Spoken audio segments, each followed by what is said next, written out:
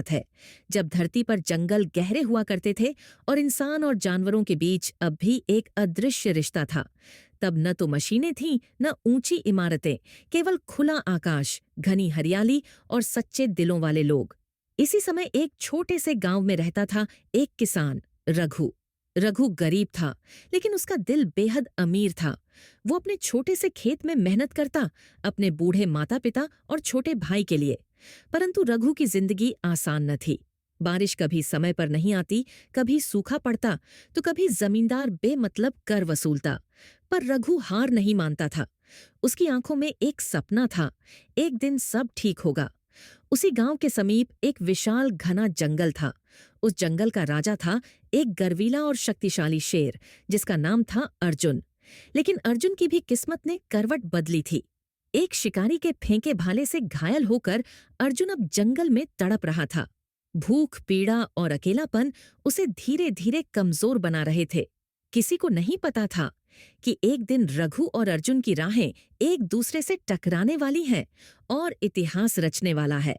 सुबह का सूरज हल्के हल्के चमक रहा था। रघु अपने फटे पुराने कुर्ते में हल जोत रहा था। उसकी सांसें धौंकने की तरह चल रही थीं, लेकिन उसके चेहरे पर थकान नहीं थी। थी तो केवल उम्मीद। रघु की बूढ़ी माँ दूर बैठी चूल्हे पर मोटे अनाज की रोटी सेंक रही थी। रघु बेटा, माँ पुकारती, आज लकड़ी भी लानी होगी, घर का चूल्हा ठंडा हो रहा है। रघु मुस्कुराता और कहता, हाँ माँ, खेत खत्म कर लूं, फिर जंगल जाऊंगा। पर खेत में फसलें बहुत कमजोर थीं, मिट्टी बंजर हो चली थी। जमींदार ने नया कर थोप दिया था, अगर फसल न हुई तो खेत छिन जाएगा। रघु के भाई बहन स्कूल नहीं जा पाते थे। कई रातें तो भूखे पेट बीतती थीं, लेकिन रघु का हौसला अडिग था। वो जानता था मेहनत का फल मीठा होता है, भले ही देर से मिले। उस दिन रघु अपनी कुल्हाड़ी और एक पुराना टोकरा लेकर जंगल गया। वो पेड़ों से सूखी लकड़ियां इकट्ठा कर रहा था कि अचानक उसे एक अजीब सी आवाज सुनाई दी। गुर्र। रघु के शरीर में सिहरन दौड़ गई। जंगल में इस आवाज का मतलब केवल एक था, शेर। रघु का दिल जोर जोर से धड़कने लगा। वो चारों ओर देखने लगा, लेकिन उसे कुछ नजर नहीं आया। फिर उसने देखा, एक बड़े नीम के पेड़ के नीचे एक घायल शेर पड़ा था। उसके पंजे में एक भाला फंसा था और उसकी आंखें दर्द से भरी थीं। लेकिन हैरत की बात यह थी कि शेर ने रघु पर झपट्टा नहीं मारा। वो बस कराह रहा था, जैसे मदद मांग रहा हो। रघु का डर और दया आपस में लड़ने लगे। भाग जाऊं या मदद करूं? फिर न जाने किस ताकत ने उसे आगे बढ़ाया। धीरे धीरे वो शेर के पास पहुंचा। कांपते हाथों से भाले को पकड़कर निकाला। शेर चीख उठा, लेकिन फिर चुपचाप रघु को देखने लगा। रघु ने अपनी गमछा फाड़कर शेर के पंजे पर पट्टी बांधी। शेर ने सिर झुकाया, जैसे धन्यवाद कह रहा हो। उस दिन जंगल ने दो अलग प्रजातियों को एक अनोखे बंधन में बांध दिया। अगली सुबह रघु खेत के काम से जल्दी निपटकर फिर जंगल की ओर चल पड़ा।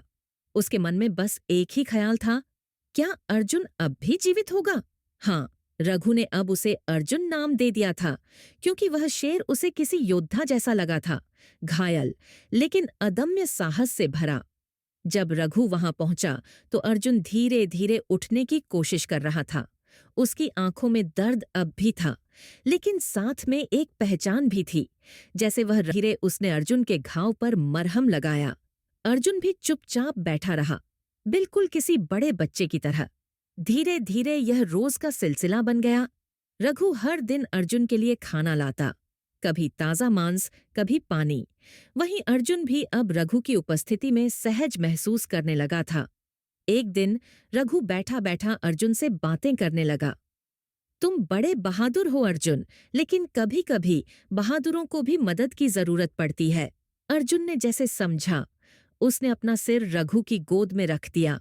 रघु चौंक गया, फिर मुस्कुरा दिया। उनका रिश्ता अब दोस्ती से भी बढ़कर हो चला था, एक ऐसा बंधन जो न शब्दों का मोहताज था, न वचनों का, सिर्फ दिल से दिल तक सीधा रास्ता। पर रघु का खुद का जीवन आसान नहीं था। गांव का जमींदार ठाकुर भानु सिंह बहुत लालची था। वह गांव के किसानों से जबरदस्ती कर वसूलता और जिसकी फसल खराब हो जाती उसका खेत छीन लेता। एक दिन जमींदार के कारिंदे रघु के खेत आए और धमकाने लगे। अबे रघु, इस साल भी कर चुकाया नहीं तूने। अगली अमावस्या तक पैसे नहीं दिए तो खेत हमारा समझ ले। रघु हाथ जोड़कर बोला, मालिक, इस बार अच्छी फसल होगी। भगवान की दया से सब ठीक हो जाएगा। बस थोड़ा वक्त दे दीजिए। कारिंदे हंसे और रघु के घर की दीवारों पर लाल निशान बना दिए, जो खेत के कब्जे का प्रतीक था। रघु परेशान था। अगर फसल न होती तो उसका सब कुछ लुट जाता। पर इस बार रघु अकेला नहीं था। अर्जुन उसकी मदद के लिए तैयार था, भले ही उसे अपनी जान ही क्यों न दांव पर लगानी। गांव में चारों ओर चर्चा थी। रघु का खेत कैसे बचा? उसकी फसल सबसे हरी भरी कैसे है? लोगों में जलन फैलने लगी थी। गांव के सरपंच और जमींदार भानु सिंह ने एक चाल चली। उन्होंने राजा के दरबार में फरियाद भेजी कि रघु जंगल के शेर को पालतू बना रहा है। वह गांव के लिए खतरा बन चुका है। राजा ने सैनिक भेजे। सैनिकों को आदेश था, रघु को पकड़ो और शेर को मार दो। रघु को पकड़ लिया गया, पर अर्जुन को इस सब की भनक लग गई। अर्जुन गर्जना करता हुआ गांव में आया। सैनिकों ने अपने भाले ताने, लेकिन अर्जुन ने हमला नहीं किया। वह धीरे धीरे राजा के सामने आकर बैठ गया। अपने पंजे आगे बढ़ाए, जैसे कि कह रहा हो, मैं रघु का दोस्त हूं, उसका रक्षक, न कि खतरा। रघु भी घुटनों के बल गिर पड़ा। महाराज, अर्जुन ने मेरी जान बचाई है, मेरा खेत बचाया है। ये शेर मेरे लिए देवता के समान है। इसने कभी किसी इंसान को नुकसान नहीं पहुंचाया।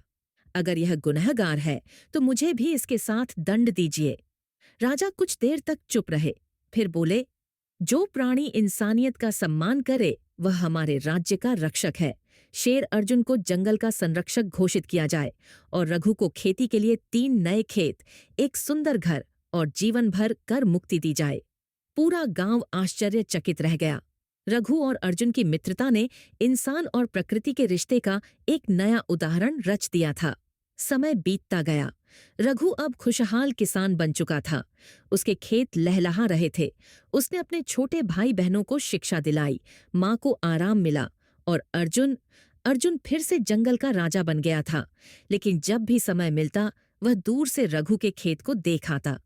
रघु हर दिन अर्जुन के लिए एक पेड़ के नीचे ताज़ा पानी और कुछ भोजन रखता था। फिर एक दिन अर्जुन थका हारा रघु के खेत के पास आया। वह अब बूढ़ा हो चला था। उसकी चाल धीमी थी, आंखें बुझी हुई थीं। रघु उसे देखकर दौड़ा।